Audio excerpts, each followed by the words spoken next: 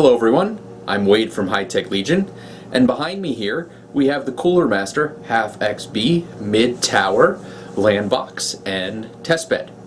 In this video I'll be giving you an overview and showing you all the details of the case.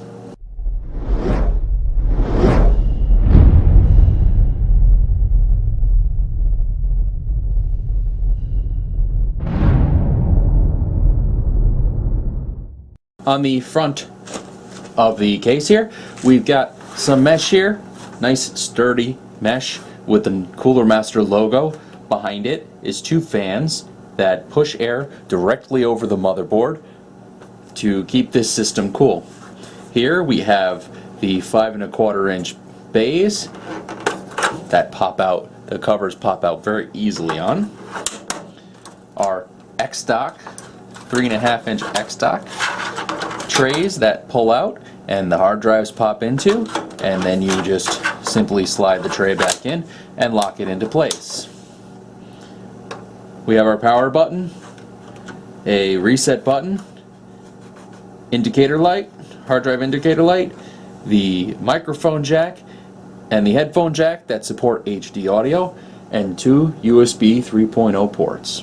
On the rear we have our bottom mount power supply, which has a little bit of a support bracket that sticks out of the back that the power supply is going to slide into. Is nice and sturdy, so there's plenty of support for a heavy power supply.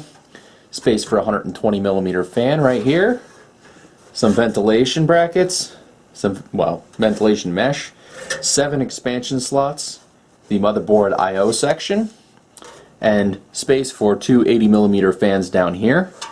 We also have some sections that are pre-punched a little bit that can be knocked out if you wanted to modify this case with some water cooling grommets. On the side panels we've got two thumb screws each, so that all the panels can come off and this can convert into a test bench.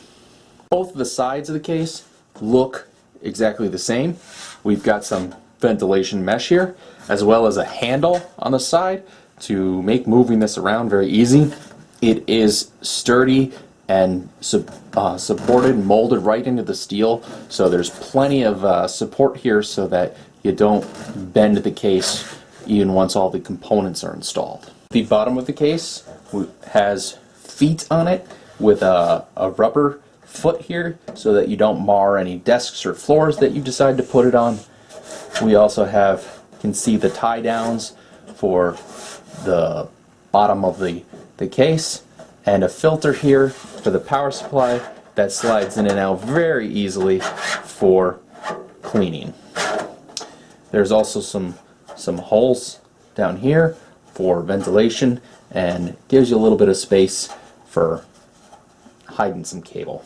On the top here we can see we've got a bump out and some mesh with 4 rubber grommets.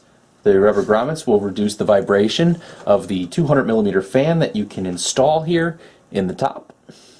They also do make a separate panel that you can purchase that has a piece of plexi for a top window panel rather than this mesh. That's the outside of the case. Next, I'll show you the internals. I'm going to convert it into test bench mode so that you can see it in all its glory in that setup, and give you an overview of the inside. So here we have the Cooler Master HAF XB converted into test bench mode, and I've also removed the front bezel from it, exposing the 220mm fans here, intaking air right across the motherboard to the back of the case.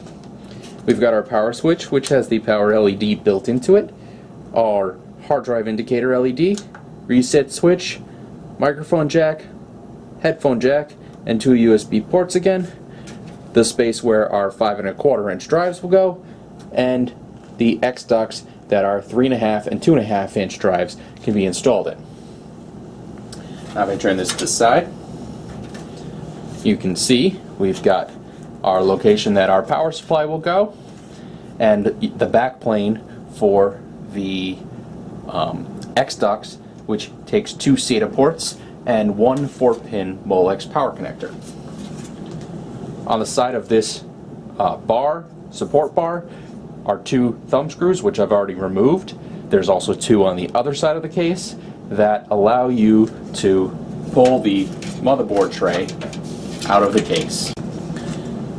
And what this will do is this will allow you to easily install your ATX, micro ATX, or mini ITX motherboard. As you can see, they've already got 2 standoffs installed that are universal for any of the supported form factors.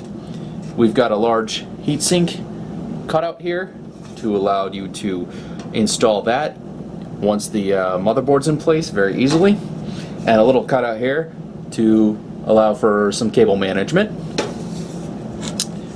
This tray is made of a nice heavy steel, so it doesn't bend and it's very sturdy. Here's one of the power leads for the fan, one of the fans on the front. We've got a 4-pin Molex power in, 4-pin Molex power out, or you can pull that connector off to have a 3-pin connector. Same thing for the other fan.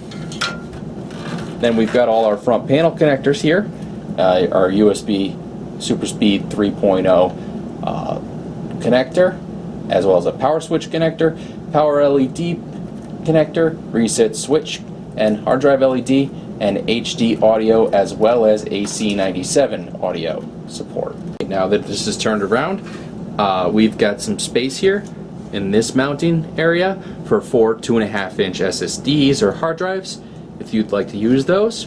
They come with their own tracks that you can pop onto the drive and slide into the space here. Some other important things to mention about this case is that we have support for a 120mm water cooling radiator in the rear where the 120mm fan can be mounted, support for 140mm fans in the front rather than the stock 120mm fans, as well as a 240mm radiator in the front for water cooling. You can support VGA card lengths up to 13.1 inches and CPU cooler heights of 7.1 inches. And also, the max length of the power supply is 180 millimeters. Last, we have the accessories that come with the case. We've got various screws and standoffs, and they also include a standoff screw down so that you can use a Phillips head screw on the screwdriver on the standoffs and get them nice and tight. We've got the bag with zip ties and the tracks for the 2.5-inch drive base, as well as a system speaker and a multi-language manual for installation and information on the case itself. I hope you enjoyed this video and the overview of this case. Don't forget to check out the installation video and subscribe to our YouTube, Facebook, Twitter, and check out the main page with the full review at www.hightechlegion.com. Enjoy.